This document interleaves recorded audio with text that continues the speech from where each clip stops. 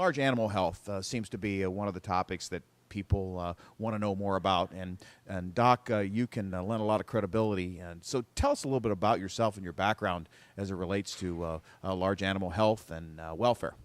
You know, the interesting thing is, like you, I'm an Auglaize County boy, grew up here, and Wapakoneta being the county seat, this is kind of old home week for me to come back here and walk around through the stores and realize the J.C. Penney is missing, and we now have antique stores and one thing another.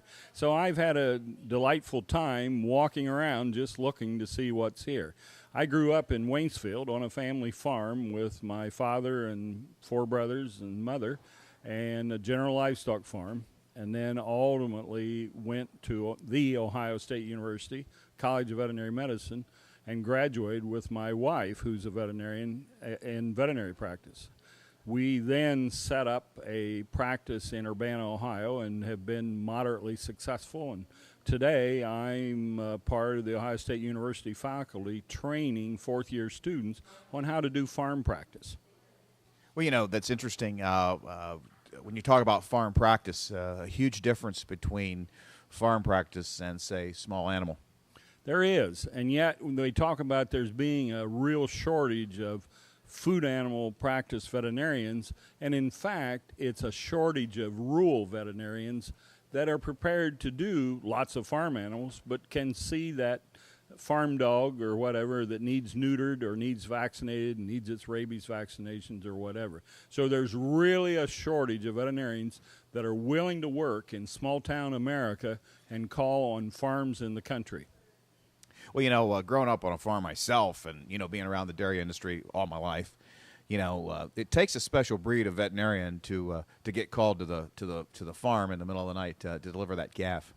You know, you really hit that on the head, because let me tell you, when veterinarians are in the big city, they've always got an emergency service that covers their night emergencies for them, and it isn't much fun that when you get a calving in the middle of the night on a cold night, rainy or whatever, and to go out and deliver that calf, and sometimes you get a live calf and it's a bright moment, and sometimes the deliveries went on long enough that you don't get a live calf, or any other number of emergencies, a horse with a laceration or colic or something like that.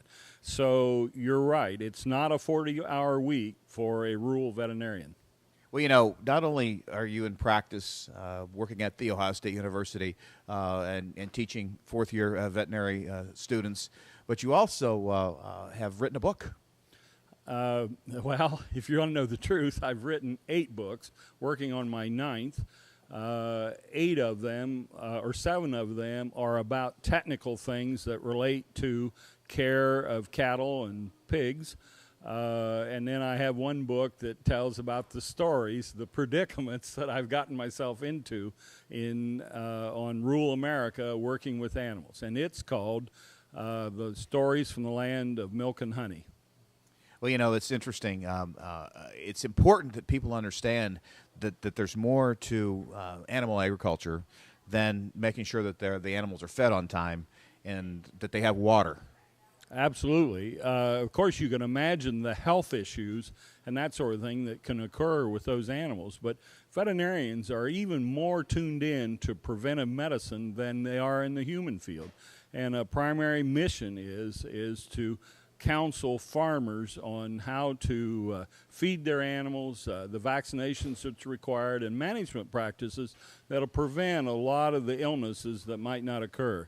You know, on the dairy farms that I work with, they always have a nutritionist on staff or available once a week, and they can tell you precisely how many grams of calcium or units of vitamin E or whatever they receive. And I know from my own diet or from many of you that you don't keep tabs on what you're eating like we do for those dairy cows. You know, it's interesting. You talk about being able to diagnose an animal. You know, I always kind of joke about it with my doctor friends and say, you know, the veterinarian has a special talent because that animal can't tell him what's wrong with him. You know, that is so right. But I'll also tell you, the doctor doesn't have to worry about most of his patients either kicking him or biting him either.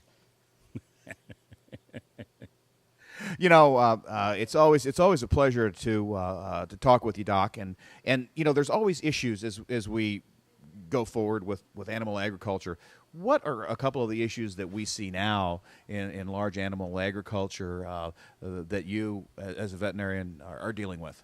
Well, the issue right now, this is calving season, lambing season, and that sort of thing. So we see lots of emergencies related to that kind of thing. But the issue coming up that you may want to be tuned into that when this airs is it'll be time to get those cows pregnant again, or those ewes or goats bred and that sort of thing.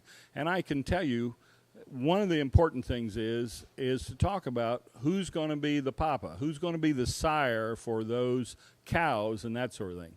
And so you can talk about issues that relate to that, and one of them, most importantly, is you've got a cow herd, you want to make sure you get a calf out of each one of them, and that is get that bull evaluated by your veterinarian to make sure that he's fertile. It's a thing called a breeding soundness exam. It costs less than $100, and you can find out whether he's really shooting bullets or blanks. Well, not only is it important, to find out whether that bull is going to be, fertile, but, to match the right sire with the dam is very important for calving health. You're so right. And I believe the most important thing to do is to use artificial insemination and getting your breeding company involved with selection of the right bull to be the sire for your cows. And then secondly is have your veterinarian program those cows in a way so that they can all be bred at one time. It also shortens calving interval. Now, having said that, you all know that nothing ever works perfectly. And so there's going to be some cows that don't get pregnant by that system. And so at that point, you get what's called a cleanup bull. And then that's where we talk about bull selection and that sort of thing. And a lot of it relates to making sure that they're fertile, and then pick out a bull, select a bull from a bull stud or a sale, or someone that sells bulls privately, that you have some information on them. Things like calving ease.